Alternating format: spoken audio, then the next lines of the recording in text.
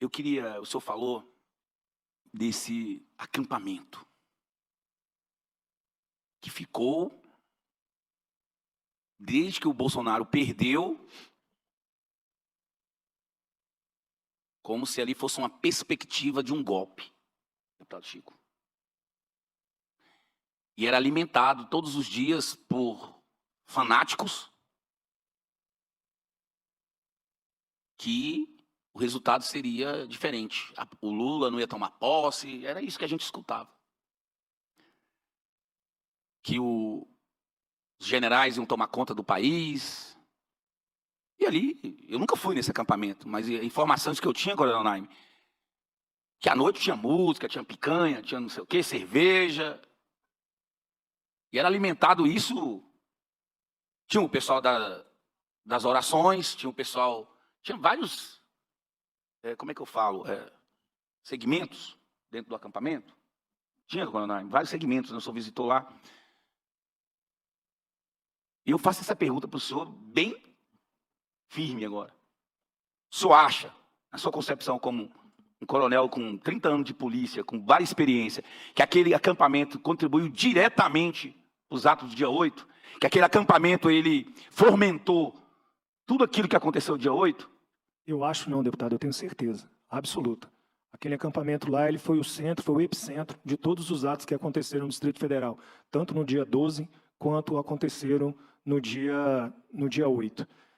Eu tive várias vezes naquele acampamento, como eu já falei, né, eles realmente viviam uma bolha ali dentro, eles só consumiam informações e grupos e o que era falado naquele carro de som, eles não viam o que estava acontecendo fora daquilo ali, e assim, parecia uma seita.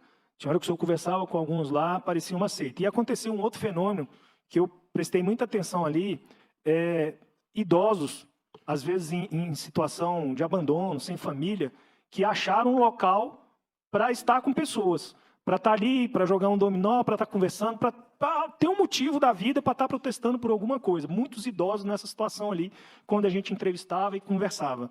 E ali realmente foi o epicentro, né? Ali chegou o absurdo de eu receber um dia um líder chamado Renan Senna, né? E o Renan Senna, eu lembro dele porque eu tive muito problema com ele no dia 7 de setembro de 2021, né?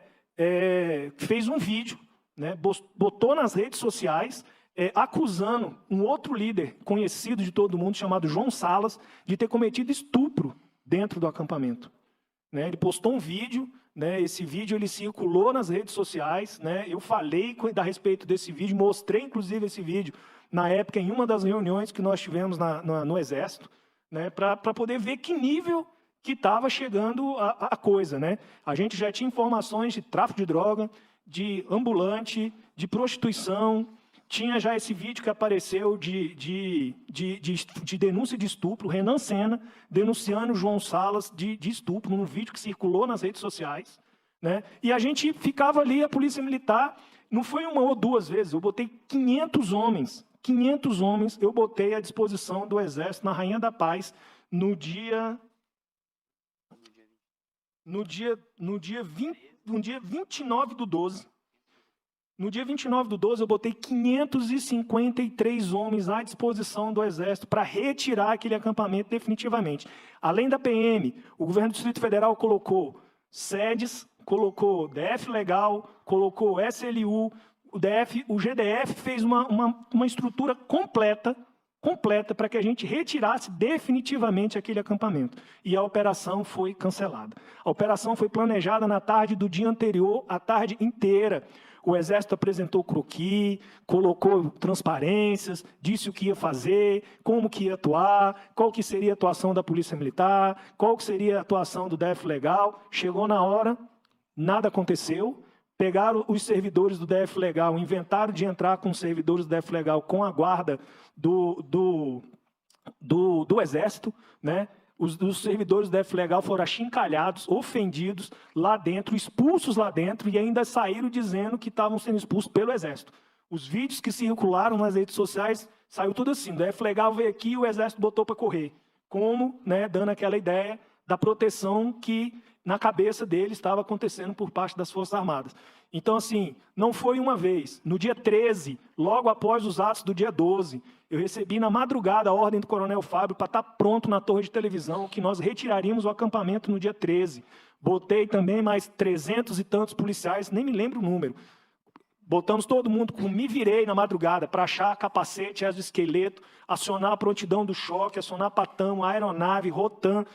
Ficamos lá na torre de televisão prontos para poder atuar. Novamente foi cancelada a operação, eu tive que desequipar os alunos e coloquei os alunos para reforçar o policiamento na área do setor hoteleiro sul e norte. Uma coisa que é importante falar, os senhores não tocaram ainda no dia 12, mas o dia 12 aconteceu uma coisa muito impressionante, que a gente veio a saber depois.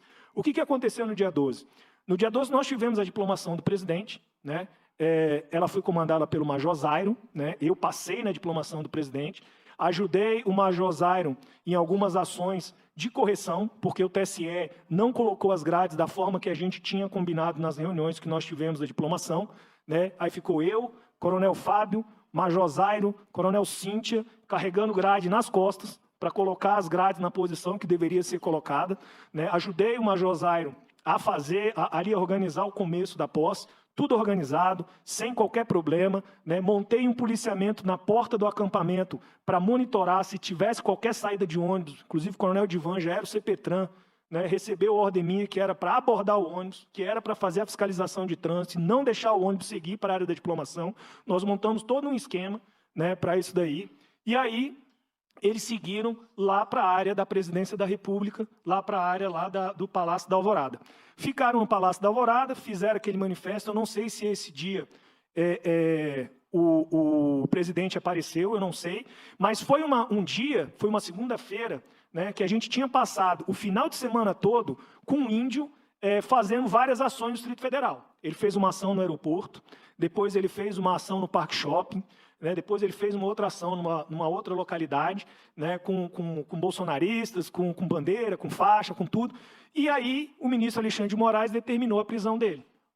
E a Polícia Militar não foi notificada dessa prisão. A Polícia Militar não recebeu essa informação, a Polícia Federal saiu para executar a prisão, só que executaram a prisão quando o comboio saiu do Palácio da Alvorada e estava na via N1. Aí a Polícia Federal abordou o ônibus, entrou no ônibus que estava um índio, cheio de manifestantes, cheio daquele pessoal, algemou o índio, desceu, prendeu e desceu para a Asa Norte, para a superintendência. E aí os ônibus simplesmente acompanharam a viatura da Polícia Federal.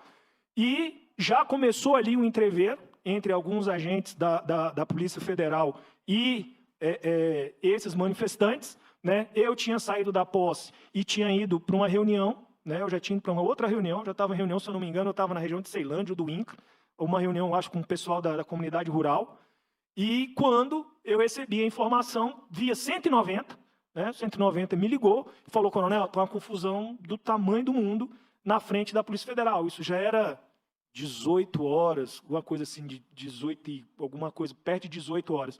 De imediato, né, eu determinei reforçar a segurança no Meliá, onde o presidente Lula estava, que eu estava mantendo lá uma tropa de rotan 24 horas por dia. Eu mandei mais uma tropa de choque para lá e mandei retirar o policiamento de intensificação de Natal que estava na rua e mandar para a Polícia Federal, para poder fechar lá a Polícia Federal. Só que o que acontece? Essas tropas que estavam no PIM são tropas de rua. O policial está de colete e boné.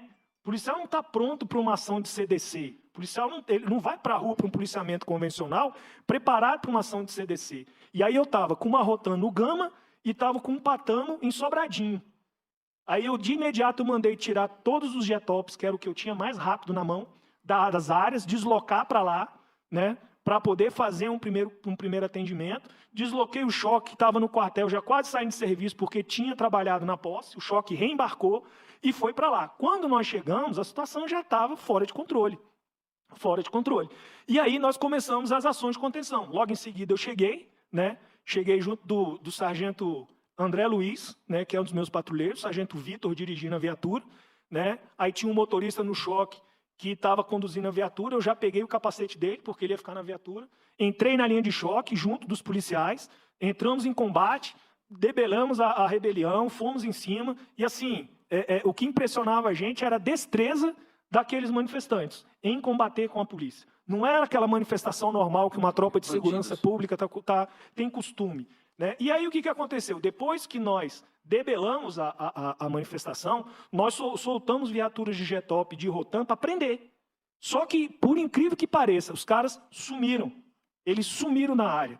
E aí o que a gente ficou sem entender? Será que foi para o acampamento? Aí nós montamos uma patrulha, descemos para o Buriti, fomos naquela área e ninguém, nada.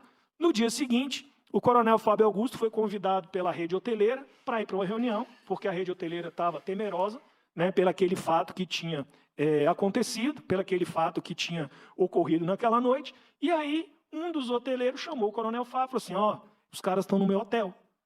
Os caras estão hospedados nos hotéis aqui. Então, o que aconteceu naquela noite? Fizeram a confusão e subiram para os hotéis. E simplesmente sumiram da rua. E quando a gente teve a informação que eles estavam no hotel, o próprio hotel ofereceu que a gente colocasse agentes nossos, e eu acho que o CI fez isso, o Centro de Inteligência fez isso, colocou agentes nossos lá acompanhando os cafés da manhã, que as lideranças de quem ficava no acampamento era gente paga. Quem ficava no acampamento era gente que estava lá para ficar, e algumas pessoas da cidade que ia lá, visitava e ia embora. Mas quem ficava lá era gente que estava sendo paga para ficar no acampamento. E quem estava orquestrando o negócio estava tudo hospedado nos hotéis. E esse dia a gente não conseguiu prender exatamente por isso. Porque eles tocaram a confusão, quando a gente conseguiu debelar e saímos para fazer a prisão, por quê? Tropa de choque, senhor, a gente tem que entender. Tropa de choque não tem como prender. Um policial de choque, ele está com escudo, que pesa aí seus 6, 7 quilos. Né? Se ele não é escudeiro, ele está com bornal químico, está com bornal de munição, de elastômero, está com granadas, está com arma longa. Um cara desse não consegue entrar em luta corporal. Por que eu me feri na cúpula do Congresso? Porque tinha um manifestante tacando pedra, pau, ferro em cima do choque e não tinha ninguém para sair. Eu desbravei a lateral e entrei em combate com o cara. Quando ele tentou me agredir, eu consegui mobilizar, joguei no chão, foi a hora que um outro manifestante me atingiu com um rojão pelas costas. E me queimou totalmente minhas pernas, fiquei cheio dessas feridas que os senhores viram aí. E assim, por quê? Porque exatamente esse momento aqui, se os senhores perceberem, né, é o documento que os senhores receberam aí, esse manifestante aqui era um que estava com artefato explosivo nessa mochila, que estava com bola de gude, com atiradeira, tudo preparado para enfrentar a polícia militar. E nós precisamos lembrar, senhores... Profissionais. Se não foram recrutados, eram pessoas com técnicas de guerrilha e anti-guerrilha, com certeza. Pelo treinamento militar que eu tenho, pelos cursos que eu já participei, a forma de atuar é gente que tinha conhecimento de técnica de guerrilha e contra-guerrilha. E assim, nós precisamos lembrar que a Polícia Militar do Distrito Federal é uma força de segurança pública. Nós não somos uma força de guerra. O meu policial, ele é treinado para preservar vidas. Ele é treinado dentro de doutrina de direitos humanos. Temos pontos fora da curva? Temos. Como em qualquer profissão tem. Mas a Polícia Militar do Distrito Federal sempre agiu de forma exemplar nesses casos. Né? E aí o que acontece? A gente não é treinado para matar manifestante. Nunca uma força de polícia militar, a não sei que o policial militar esteja em risco de morrer ou um terceiro morrer, ele não vai usar força letal. Nós somos a polícia de menor letalidade do país. E é uma menor letalidade assim absurda, a distância da letalidade da polícia militar para o segundo local. E aí o que acontece? A gente vai combatendo com elastômero, vai combatendo com munição que também precisa ser levantado, que é uma ideia muito falsa. Elastômero não é munição não letal. Elastômero é munição com baixa letalidade. Se você usar o elastômero fora das condições do fabricante, ele causa lesão permanente, ele pode causar morte. Então, o elastômero precisa de técnica para ser usado. Não é somente, não, está com bala de borracha, 2 metros de distância, eu vou dar um tiro. Se acertar numa região de olho, de nariz, de boca, de ouvido, de laringe, de peito, você pode matar a pessoa. Então, existe técnica para utilizar aquilo. A tropa de choque precisa de uma distância mínima para poder utilizar munição não letal, para que ela não se transforme em munição letal.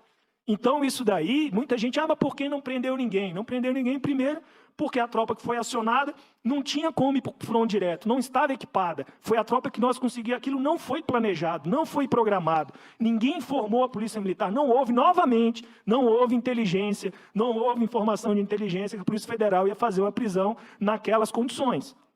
Então a gente pegou a mão de obra que a gente tinha disponível. E eu não posso colocar um policial militar num risco excessivo. Eu não vou pegar um policial militar de boné e colete e colocar ele num combate com bola de gude, com estilingue, com coquetel molotov. O que eles jogaram foi coquetel molotov dentro dos carros. Eles invadiram o posto de gasolina, roubaram bujão de gás para atacar na tropa de choque. Então tudo devidamente, tudo orquestrado.